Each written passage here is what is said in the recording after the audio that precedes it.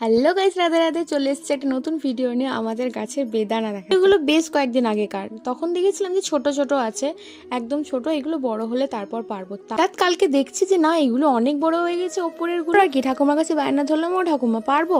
ঠাকুমা বললো যা, একটা ছুরি নিয়ে যা আর একটু কেটে দেখ যে লাল হয়েছে কিনা। যদি একদম লাল হয়ে যায় তাহলে পেরে নিবি, নইলে কিন্তু পারবি না। তো বড়দের কথা শুনে চলতে হয়, তাই আমিও তাই করলাম।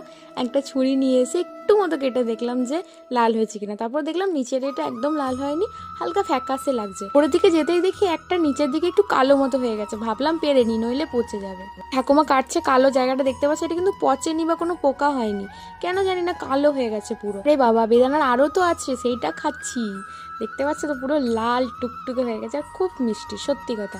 চলো, ঠাকুমা তো খেয়ে নিলে, এবার আমি টেস্ট করে বলি কেমন। না না, মিথ্যে অ্যাক্টিং করছি না, সত্যিই বলছি খুব মিষ্টি। তোমরাও খাও, আমিও খাই। খেতে খেতে আমার চ্যানেলটাকে সাবস্ক্রাইব করে দিও। টাটা, দেখা হচ্ছে ব্লগে।